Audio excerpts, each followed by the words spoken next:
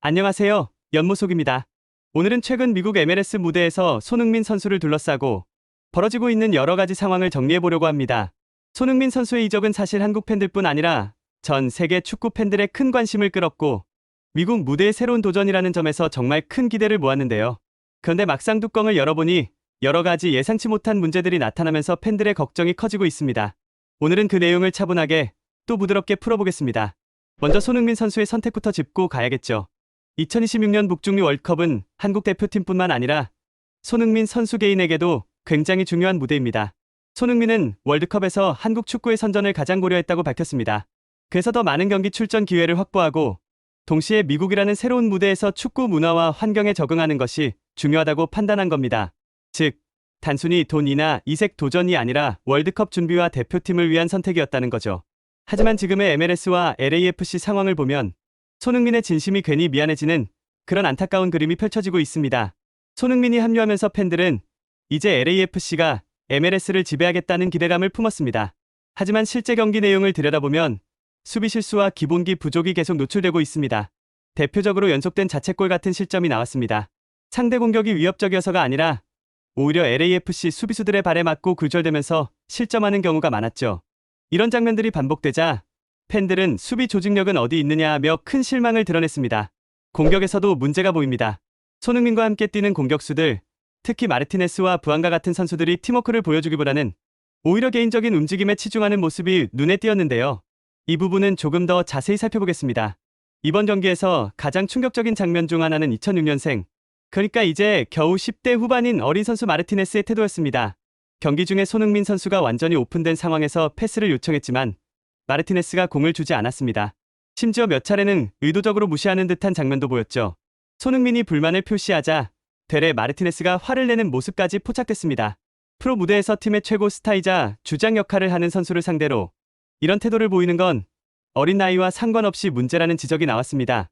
물론 마르티네스도 재능이 있는 선수고 실제로 어시스트를 기록하는 등 좋은 장면을 보여주기도 했습니다. 하지만 월드클래스 선수와 함께 뛰면서 배우기보다는 오히려 팀 분위기를 해치는 듯한 모습이 나왔다는 점에서 팬들은 실망감을 감추지 못했습니다. 다른 공격수 부안가 역시 아쉬운 모습을 보였습니다. 부안가는 골결정력은 좋은 편이지만 다른 능력에서 아쉬움이 많다는 평가를 받아왔습니다. 특히 이번 경기에서는 불필요한 드리블 시도가 많았고 팀이 빠르게 공격 전개를 해야 할 순간에 혼자 공을 끌다 흐름을 끊는 경우가 잦았습니다. 손흥민이 좋은 위치에 있었음에도 불구하고 간단한 패스로 연결하지 않고 개인 돌파를 고집하다가 공을 잃는 장면이 반복된 거죠. 이런 모습은 단순히 한두 번의 실수가 아니라 팀 전술 자체를 망가뜨리는 결과를 초래했습니다. 팬들은 손흥민이 2골 이상을 넣을 수 있었는데 동료들이 도와주지 않아 기회를 놓쳤다고 아쉬움을 표현했습니다. 이번 경기에서는 선수들뿐만 아니라 심판진의 수준도 도마에 올랐습니다. 특히 여자 부심의 오프사이드 판정이 큰 논란이 됐습니다. 명백한 오프사이드 상황에서 깃발을 들지 않거나 반대로 온사이드 상황에서 깃발을 올리는 등 혼란스러운 판정이 여러 차례 나왔습니다. 게다가 라인을 따라다니지 못해 정확한 각도를 잡지 못하는 장면도 많았죠. 주심도 문제였습니다. 명백한 파울은 그냥 넘어가고 반대로 정상적인 몸싸움에는 불필요하게 휘슬을 불면서 경기 흐름이 계속 끊겼습니다. 이런 일관성 없는 판정은 선수들의 집중력을 흐트러뜨렸고 특히 공격수인 손흥민 선수에게 큰 스트레스로 작용했습니다. 이런 총체적 난국 속에서 팬들은 연일 손흥민에게 미안하다는 반응을 보이고 있습니다. 손흥민 같은 월드클래스 선수가 이런 환경에서 뛰어야 하느냐? MLS가 발전하려면 심판 수준부터 개선해야 한다는 목소리가 쏟아지고 있죠. 미국 현지 매체들도 문제를 지적했습니다. 특히 MLS 사무국도 이 상황을 심각하게 보고 있다는 보도가 나올 정도로 이번 이슈는 단순한 경기 내 불만을 넘어 리그 차원의 과제가 되고 있습니다. 물론 손흥민 선수는 이런 어려움 속에서도 여전히 제 역할을 다하고 있습니다. 골을 기록했고 공격을 주도했으며 팀의 리더로서 존재감을 보여주었죠. 하지만 지금과 같은 팀 분위기와 리그 환경 속에서 손흥민이 얼마나 더 큰 성과를 낼 수 있을지는 미지수입니다. 결국 중요한 건 시스템 개선입니다.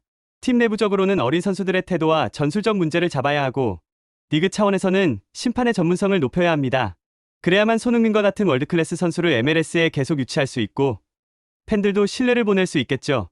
오늘은 손흥민 선수가 MLS에서 겪고 있는 여러 가지 문제들을 차분히 살펴봤습니다. 사실 손흥민 선수는 본인의 이익보다 한국 축구의 미래와 월드컵을 위해 MLS 무대를 선택했는데 막상 현장에서 겪는 어려움이 너무 크다는 점이 안타깝습니다. 하지만 손흥민 선수는 늘 그래왔듯이 이런 상황을 또 다른 도전으로 여기고 결국에는 길을 찾아낼 거라 믿습니다. 앞으로의 MLS 생활에서 더 많은 득점과 활약을 보여주길 응원하면서 동시에 리그와 팀이 개선해 나가길 기대해봅니다. 여러분은 이번 상황을 어떻게 보시나요?